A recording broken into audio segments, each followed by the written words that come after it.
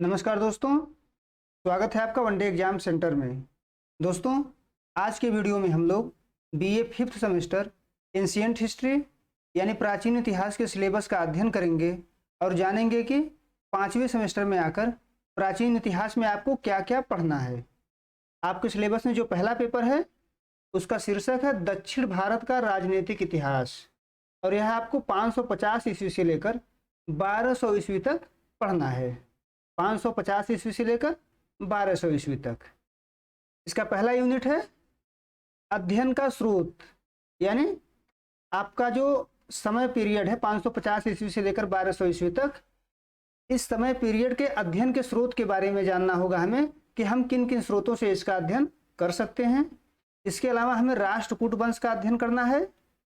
पहले यूनिट में राष्ट्रकूट वंश के दंतिदुर्ग, ध्रुव, गोविंद तृतीय और अमोघ वर्ष यानी 4 शासकों का अध्ययन करना है। दंतिदुर्ग, ध्रुव, गोविंद तृतीय और अमोघ वर्ष। दूसरा यूनिट देखते हैं। दूसरे यूनिट में आकर के वातापी के चालुक्य का अध्ययन करना है, वो भी एक शासक केवल पुलकेशिन द्वितीय के संदर्भ में, यानी यहाँ पर हमें पुलकेशिन द्वितीय की उपलब्धियाँ, उसके युद्ध, उसके शासन प्रणाली के बारे में हमें अध्ययन करना होगा।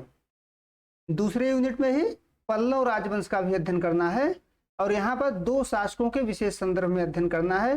पहला नाम है महेंद्र वर्मन प्रथम और दूसरा नाम है नरसिंह वर्मन द्वितीय, यानी इनका शासन कब से कब तक रहा है, इनके शासन की उपलब्धियां क्या हैं, कौन कौन से युद्ध इन्होंने किए हैं, इनकी शासन प्रणाली कैसी रही है, इन सब का अध्ययन हम इसमें करेंगे। तीसरा यूनिट है। तीसरे यूनिट में हमें चोल राजवंश का अध्ययन करना है, वो भी परांतक प्रथम, राजराज प्रथम के विशेष संदर्भ में, यानी चोल राजवंश के 2 शासक परांतक प्रथम और राजराज प्रथम का अध्ययन हमें करना है। इनका शासन प्रणाली कैसा रहा है, इनकी उपलब्धियां क्या हैं, इन सब के बारे में हमें अध्ययन करना होगा। इसके अलावा हमें राजेंद्र प्रथम और कुलोत्तुंग प्रथम और चोल प्रशासन का भी अध्ययन करना है, यानी कुल चोल वंश के 4 राजाओं का अध्ययन करना है। परांतक प्रथम, राजराज प्रथम, राजेंद्र प्रथम और कुलोत्तुंग प्रथम, और चोल प्रशासन का भी इसके साथ हमें अध्ययन करना है। चौथा यूनिट है। चौथे यूनिट में आखिर कदम्ब राजवंश का अध्ययन करना है, गंग राजवंश का अध्ययन करना है, यादव राजवंश का अध्ययन करना है और इसके अलावा हमें दक्षिण पूर्व एशिया में भारतीय संस्कृति के प्रसार के बारे में भी अध्ययन करना है। यहाँ पे आपका पहला पेपर समाप्त हो जाएगा। आगे बढ़ते हैं, दूसरा पेपर देखते हैं। दूसरे पेपर का शीर्षक है प्राचीन भारत में मुद्रा शास्त्र। प्राचीन भारत में मुद्रा शास्त्र यानी सिक्कों के बारे में हमें पढ़ना है, जो प्राचीन भारत में प्रचलित सिक्के थे। इसमें देख लेते हैं क्या क्या पढ़ना है। पहला यूनिट है इतिहास के अध्ययन में सिक्कों का महत्व, यानी इतिहास के अध्ययन में सिक्कों का क्या महत्व है इसके बारे में जानना है। भारत में सिक्कों की उत्पत्ति और विकास के बारे में पहले यूनिट में पढ़ना है। दूसरा यूनिट है पंचमार्क सिक्कों की विशेषताएं। दूसरे यूनिट में पंचमार्क सिक्कों की विशेषताओं को पढ़ना है। इसमें लेखक, प्राचीनता, प्रतीक, निर्माण तकनीकी और वर्गीकरण, यानी सिक्कों के वर्गीकरण के बारे में जानना है। तीसरा यूनिट है मौर्यकालीन सिक्का प्रणाली, यानी तीसरे यूनिट में हमें मौर्यकालीन सिक्का प्रणाली के बारे में जानना है।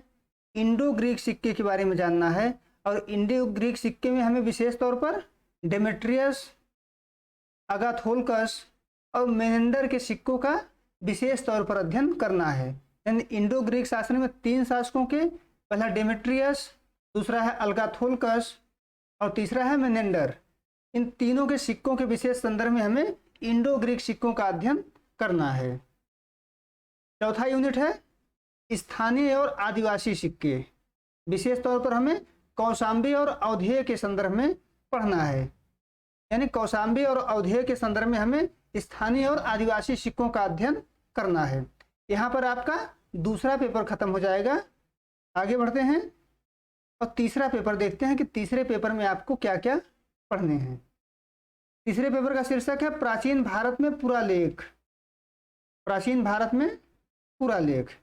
इसमें आपका पहला यूनिट है कुषाण के सिक्के, यानी कुषाण राजवंश के सिक्कों के बारे में जानना है।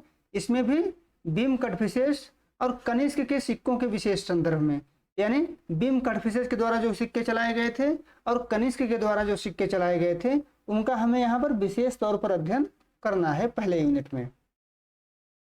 दूसरा यूनिट है गुप्त के सिक्के, यानी गुप्त राजवंश के द्वारा जो सिक्के चलाए गए थे उसका इसमें अध्ययन करना है, उन सिक्कों की विशेषताओं के बारे में जानना है। चंद्रगुप्त कुमार देवी के सिक्के का प्रकार जानना है हमें। समुद्रगुप्त, कच्छ और चंद्रगुप्त द्वितीय के सिक्कों का भी हमें अध्ययन यहाँ पर करना है।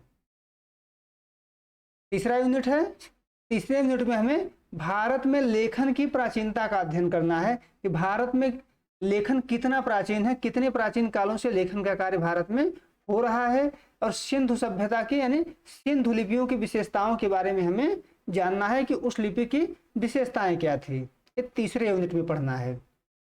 चौथा यूनिट है ब्राह्मी लिपि की उत्पत्ति और विकास। इसके अलावा चौथे यूनिट में लिप्यंतरण के लिए शिलालेख, विशेष तौर से ब्राह्मी से देवनागरी और देवनागरी से ब्राह्मी के बारे में हमें अध्ययन करना है, और इसमें भी हमें मौर्य काल से लेकर के गुप्त राजवंश तक का अध्ययन करना है। उम्मीद है दोस्तों आपको ये वीडियो पसंद आया होगा। आप हमारे चैनल को सब्सक्राइब करिए, वीडियो को लाइक करिए, शेयर करिए। बहुत बहुत धन्यवाद।